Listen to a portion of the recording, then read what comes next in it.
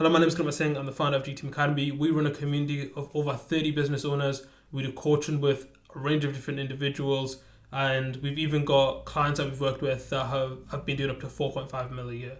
Now, today I'm going to be showing you when it comes to building out your leads roadmap or building a journey for your leads to go through, these are the things that I would consider. Now, I've worked with quite a few different people on leads, and this is actually a activity that I've done with people in my community, and you can see some of the people's results here. So what I want to actually do is just show you what a leads roadmap looks like, and then I'm also going to be showing you our buy-in journey and all the different things that we have within our buy-in journey to make it as easy as possible for us to retain as many leads as possible and also make sure that they have a good experience. So let's get started. The first thing that I've got is this page called the leads roadmap, right? Now this is just an overview. It's a really simple version of the buy-in journey, but it just allows you to have a bit of an idea of, okay, when leads come in, what kind of process are they going through? Okay, so the first thing is making people aware of your business. You can't get leads if people don't know that you exist. So the first thing is, how do you make people aware? And you can see, like, for us, I've put down a few different ideas of, like, we do social media posts, we ask people for referrals, we host events, and we also run ads. Okay, so this is like how people become aware of us. Now, in terms of interest, you've got people that'll respond to posts on Instagram, people will come to events, and like the people that come, we can see that they're somewhat interested in what we do, interested in our community, interested in the coaching. Okay.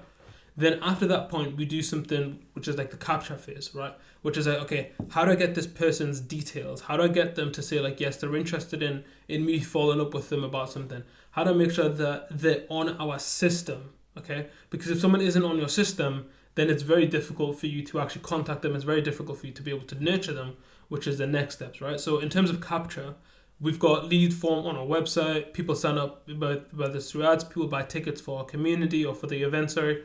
And then from there, we can then say, okay, perfect. We're going to now market more things to you. Okay, so you've got more of an idea of who we are. You can see if what we offer is actually a right fit for you. And then that's where the nurture process comes through. So we've got a weekly newsletter, we've got a monthly newsletter, we've got a YouTube channel that we push people towards, and we've also got events that we do. So come along to an event if you're interested in getting around other entrepreneurs like yourself. So this is what like nurtures people. And then we've got a qualification process. So if someone does submit a form on the website, they'll then be taken to a qualification, like an application page where they say, okay, tell me more about your business, tell me more about your struggles. We can also qualify people on calls that we have with them, but it just allows us to know whether or not they're the right fit for us. Now, pretty much all these stages are absolutely necessary in every business that you work with. Like it's really important that you've got these stages down, and even just writing down like what you do at each level really helps you to get a clear picture of what's going on within the business. So this is the first thing. Like, it's a really simple activity. I'm going to put a link in the description so you can actually use this exact roadmap if you want to jot some ideas down. But I would recommend starting with this as the idea stage if you're fairly early on, just because it gets the ball rolling, it gets you thinking about things. And then once you're at this point, you can start to get a lot more specific. And that's when you start to lean into the community buying journey. So here you can see this is the buying journey that we've got. I actually had you can see this is like the first draft, then it's getting a little bit complicated, second draft, and then this is the now current working draft that we're on. And for this particular buying journey, this is primarily for ads. Now, you'll see here, you've got top of funnel ads, bottom of funnel ads, and retargeting ads. If you're not too familiar with ads, don't worry about that, but it's basically we're telling people about what we offer through Facebook and Instagram ads, okay? Then you've got top of funnel and bottom of funnel, which feed into this, which is the lead squeeze page. So on our website, we've got a page which just asks for a name and a phone number. If you're interested in joining our community, drop your name and phone number to find out more, okay? So at this point, like, this is where the buying journey gets really interesting, because you basically want to minimize the places where people could drop off, right? So we've made it really clear with the options that we have of, like, okay, if someone lands on the page, do they submit a lead squeeze, right? Do they get past that to the next page, okay? And the reason why I'm bringing down this funnel is not because I want you guys to sit and copy everything from this, but I want you guys to take some inspiration from this of, like, okay, how would this apply to my business, right? So for us, we have a lead squeeze page. This works particularly well for ads, where you can say, okay, just your name and phone number. It's not a big ask. It's fairly easy for them to say yes to. Okay, and on the page we just have a bit more information about it, like in terms of like, this is for you if you are X, Y, and Z, right? And then if you want to get around other entrepreneurs, click the button below. It's like they're not saying like, it's not a confrontational thing, but it's like them consciously making the decision to get in. That's just some of the advice that we got from our board, which I thought was important to note down. Now, if someone doesn't submit a lead squeeze, then we retarget them because clearly they had some interest and that's why they went to the page, and we just keep hitting them with more ads. That's a retargeting ads.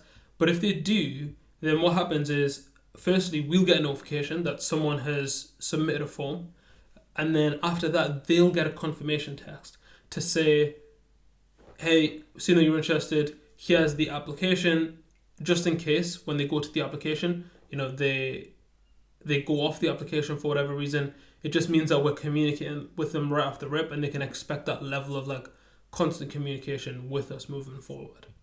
Now, let's say someone lands on the application page. So as soon as you submit the form, the website will automatically take you to the application page. Someone's on the application page now, okay? And they're expected to just go in and fill in their details. They've also just received a text telling them to fill in the application. Now, once they are on this page, if they're there for longer, what will happen is our system will wait 15 minutes from the moment of lead squeeze. And at that point, we'll then check to see if application has been submitted. If an application has not been submitted, they'll receive a text prompt. Hey, just seeing you haven't submitted your application yet, wanted to check in to see if you've got time to do that now, and then send the link again, right? Something just to make it the forefront of their mind.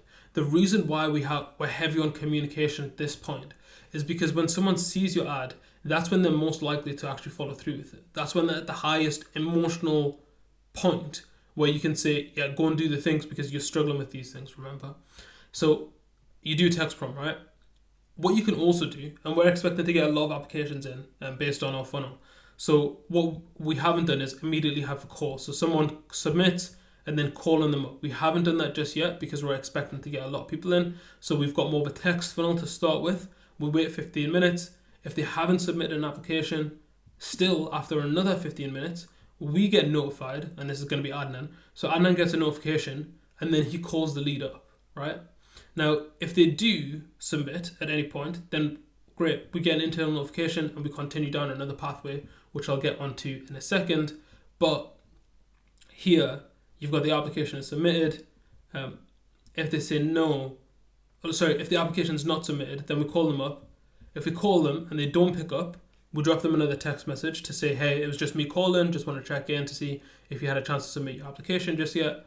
And then they'll be led back to the application page and hopefully pushed through that way, right? If not, or even if they don't have a couple minutes to speak, then we'll drop them another text, be like, hey, sorry, I know you didn't have a couple minutes to speak. I just wanted to give you a reminder to submit your application. We'd love to get you around other entrepreneurs, so go and do so, right? Go and do that thing. If they do have a couple minutes to speak, then we'll take the application verbally on the call there, right? We want to minimize as much friction as possible. We don't want to be on the call to them and then say, hey, go to this website and go do these things. I'll just ask you the question there and then, right? You've got a couple minutes. Let me just ask you the questions and I can book you in for a call on the phone, right? So one of the things that we check, because we've basically got two pathways, right? We've got a free community and a paid community. If someone has got disposable income and they've got experience, then instead of putting them into the free community, right, which is what this pathway leads to, free community, what we'll do is we'll put them into the paid community. Now, I get this getting complicated quite quickly, right? And that's what you can expect from your buying journey as well. If it's really simple, there's probably things on there that you're not accounting for, right? There should be a level of complexity. One of my colleagues, friends, one of the people that I know and speak to very regularly, he just sent me his buying journey, and looking at that, I was like, wow, okay, like I understand how complicated a buying journey can be for a good business. And it's because there's so many points of contact, so many potential drop-off points, you want to be accounting for all of this stuff. But anyways, getting back to this, if they don't have disposable income or experience, then we'll put them into the free kind of funnel. If they do, then we'll book in a call with them for a sales call, essentially, right? So you can see here, once we take the application, and this process basically goes through the same thing, right? someone submits an application, we get an internal notification, we add them to the newsletter so we can nurture them a little bit more. Then on the website, we can ask them, hey, are you interested in our paid community? Are you interested in one-to-one coaching where we can help to solve X, Y, and Z problems, right? If they say yes, right, so we prompt them. If they say yes, we'll then put them on the second wave, right? If they say no, then we'll keep them on the free side of things, okay? If someone doesn't book in a call, by the way, like if you're on the website and similarly with what we did with the application, what we'll do is we'll wait another 15 minutes. If they haven't, or we'll wait a day, this time because we've texted them like 3 times, we'll wait a day and then text them and say, hey, look, this is the call booking page. Make sure you get a call booked in so we can help you get around other entrepreneurs, okay? So that's the kind of process that we'll go through, just a text sequence, take them back to the call booking page for whichever service they're interested in, and then they'll come out the other end and be like, okay, perfect. I'm ready to book in a call, right? So the call that they actually book in, if they go to the free page, or if they're interested in the free stuff, they book an Academy intro call, right? And then on that journey, they get a confirmation email, we get a notification that someone's booked a call, and then they get put onto an email sequence to nurture them and make sure that when they hop on the call, they know a little bit more about us, they've seen the results that we've got, things like that, right? And then if they join the Academy intro call and they seem like a good fit, maybe we need to add that in there. If they seem like a good fit, great, we'll get them onboarded, which is a separate journey, but we'll get them onboarded and then we'll nurture them into the paid stuff, okay? On the other side, if someone joins the paid side of things, I get this is getting a little bit complicated, it's a little bit difficult to follow, but I hope you can appreciate that there's going to be similar journeys in your business too, and getting this right, like actually understanding it, is going to make such a difference for you, and I'll explain a little bit more about that at the very end. But on the paid side of things, someone books in a call, instead of booking in an Academy intro call, they actually book in a sales call, right? And in that sales call beforehand, they'll get a confirmation email, we'll get an internal notification again, they'll get put on a different email sequence, which is more catered to prepping them for a sales call rather than for an Academy intro call. And then on that sales call, they have 2 options, right? Do they want to go for a paid community, or do they want more personal support, which is one-to-one work? And that's essentially the buy-in journey, right? Which is a hell of a lot. And even on this, there's still things that we haven't covered in much detail, like what the hell do you put on the landing page, the application page, things like that. What kind of questions are we asking them in the application?